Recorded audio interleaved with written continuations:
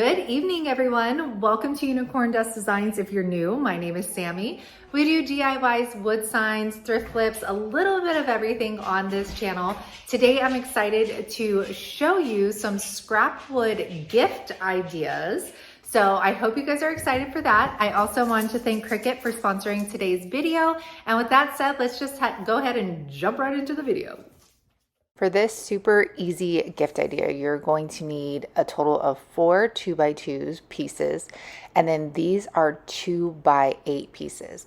I'm going to take my hammer and I'm going to de-stress this down so it doesn't look like a brand new piece of wood. What I'm doing right now is putting it in my lap and hammering on it so it doesn't shake my table. And then you'll see, like, I'm just doing a side angle of the front of the hammer, and then I use the back of the hammer as well. Now I'm going to take this, I think is golden pecan, and you can see how the wood is looking like it's aged, not brand new from the store. And that's exactly what I was going for here. I'm using a microfiber cloth to apply my stain, and I'm wearing gloves. This is going to be, you guys, such an easy way of giving a very high-end looking gift to multiple people, friends, family, doesn't matter.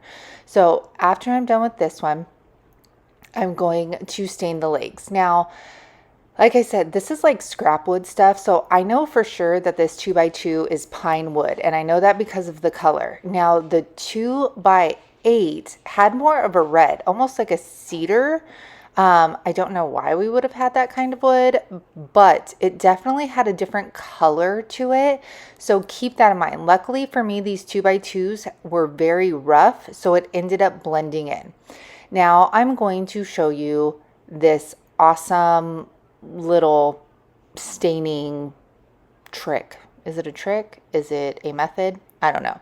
But I'm distressing this wood just like we did with the first one. And what I'm going to do is I'm going to take a little bit of that golden pecan stain, and I am going to just, you saw I put patches of it on. Then I take my warm navy and I'm going around those brown areas and then kind of just dusting lightly over the edges of the brown so it looks like it flows together and it doesn't just look like patches or like, you know, cow print that you put on there.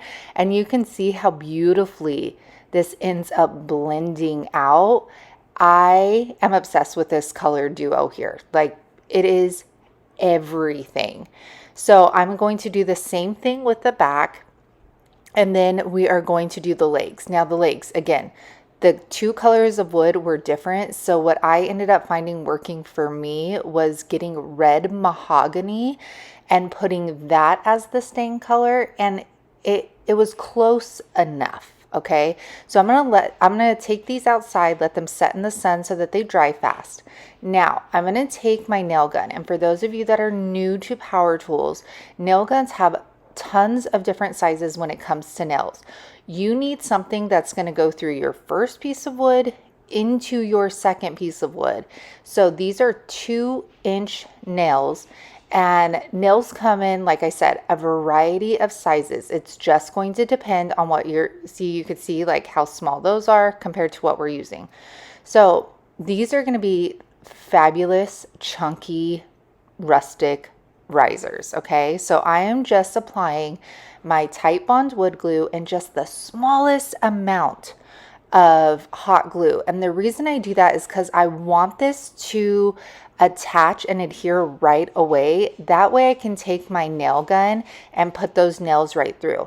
If I were just to use the wood glue, I would have to wait until the wood glue either completely dried or got like a little tacky, because it stays wet for a little bit, so your wood would keep moving if you tried to put your nail through, and you don't want it moving because then you're going to have a crooked leg on your riser.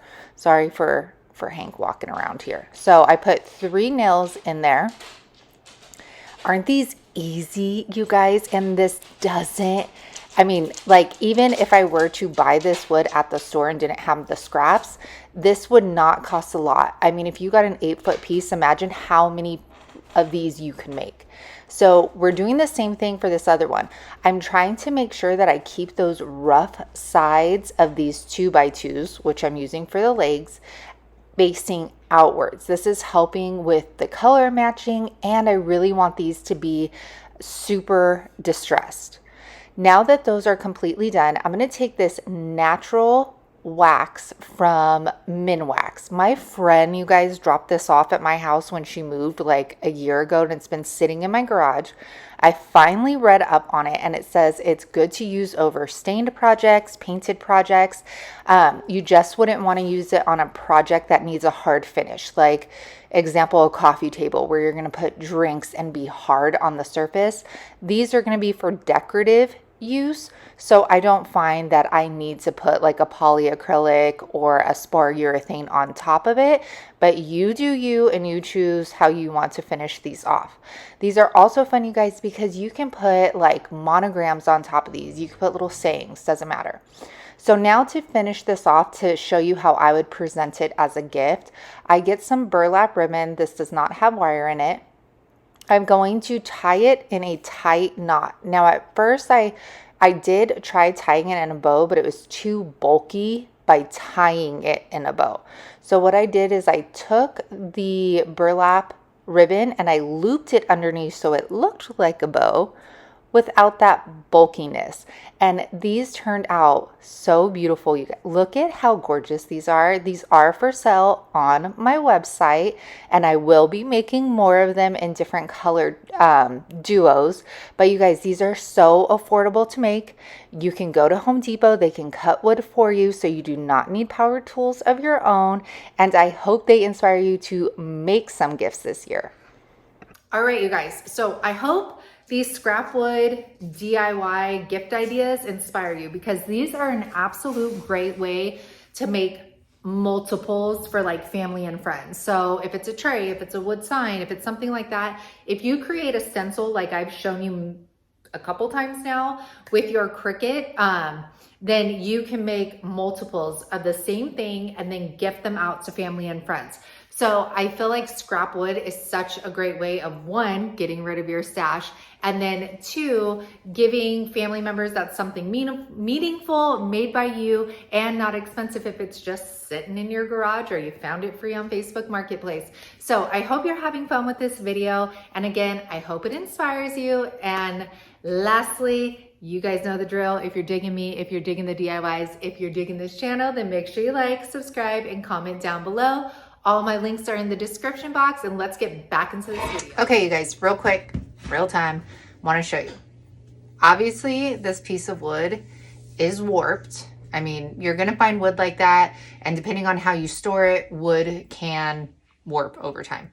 So, no problem. Don't worry about that crack. It doesn't go all the way through. Not going to hurt anything. So, we obviously can't set it like this, because if it's a tray, then it's not going to be sitting flush. And do you see how it's going to move?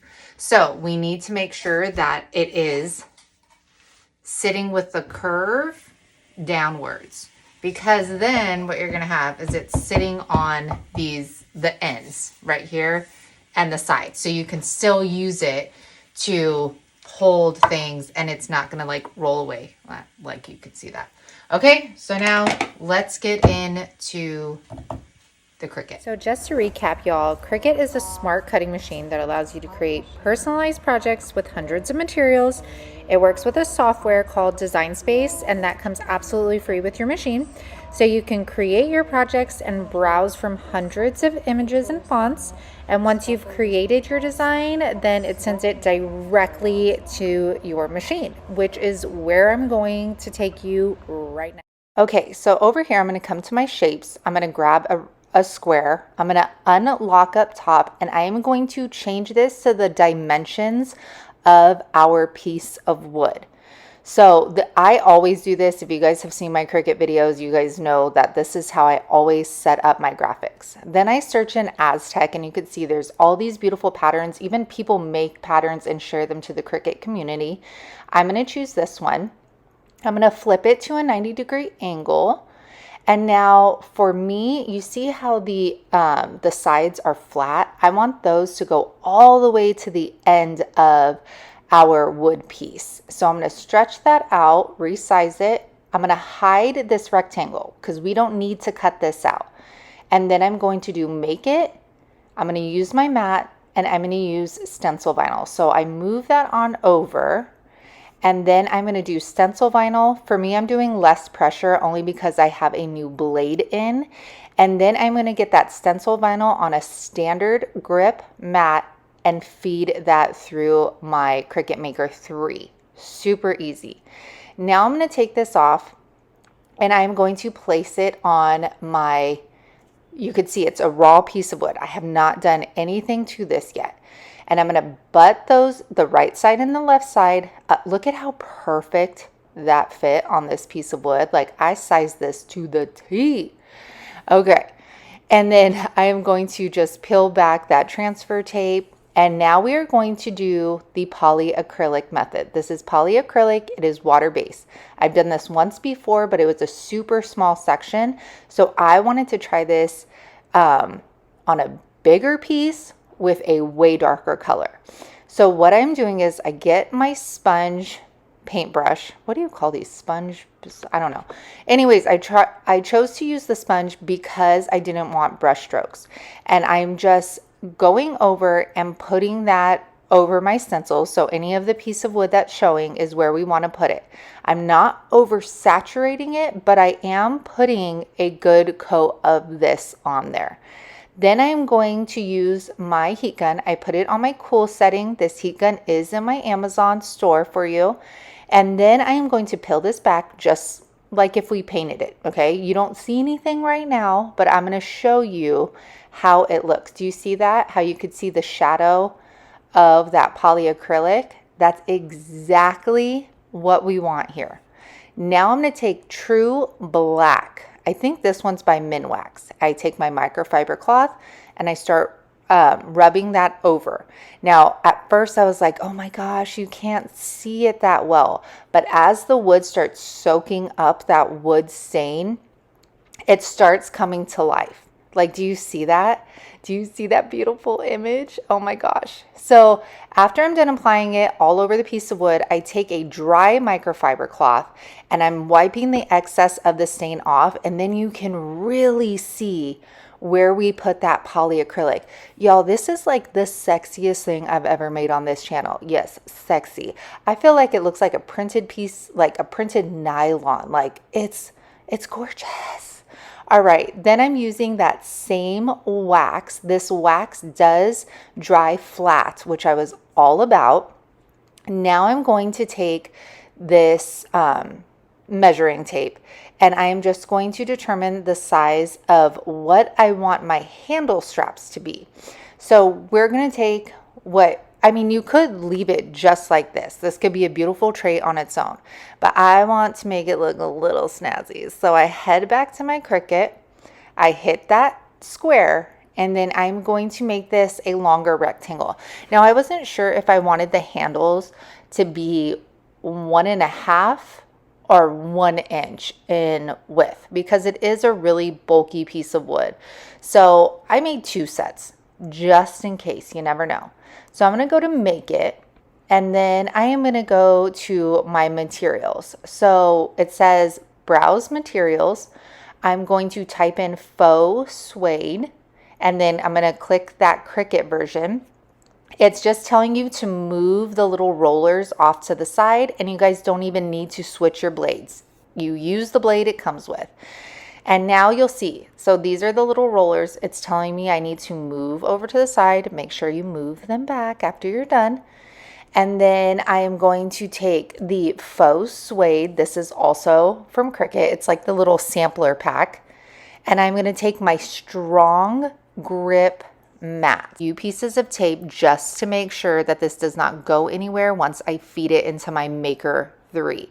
So now I'm just going to load it in, feed it, press the little play button, and now we have ourselves the cutest little handles. So I decided on the 1.5 inch. Which one would you guys have done? The 1 inch or the bigger ones? I thought the bigger ones were more appropriate for how like beefy this piece of wood was. So that's what I decided to go with.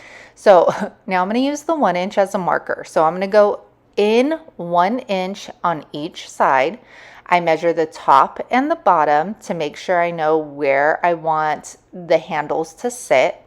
Now I'm going to take these furniture tacks, and this was hard. I mean, you can't really get these super like straight across from each other, but you know what? These things are handmade. So to me, I would find beauty in that. I mean, I wouldn't want it to be perfect and look like a factory made it, in my opinion.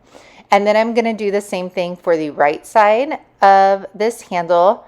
And then we'll do the same thing for the left side, you guys. And then this tray is completed, and I think it looks great. This is a fun way of using your Cricut to take some scrap wood and make it a gorgeous piece to either keep for yourself, give as a gift for Christmas, or start selling them online or in a booth. But like I said, this is the sexiest thing I've ever made. And I told my husband, I don't know if I want to keep it or list it on the website, because this is definitely like my whole vibe right now.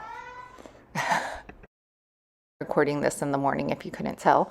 Next, I'm going to take this one is a 2x10, and I cut this in, like, we'll just say a 10x10. I'm using hazelnut by Waverly and a baby cloth to stain this. This is a great way if you are in a time crunch or you don't have the time for oil-based stains to dry. Use this method because you can apply your heat gun to it and it dries super fast. So after this is dry, I'm going to take, you guys, Iron Orchid Designs came out with a cheetah stamp, and y'all know I was about that. I get mine from Bonda at thepaintedheirloom.com, and I always leave her link down in the description box. So now I'm taking a sanding block, and I'm just prepping this. I've never used it before, so I'm prepping this to be used. Now, this is a 12x12 sheet, and I've never worked with a 12x12 sheet before, so it was a little harder for me, and I think I need more practice with it.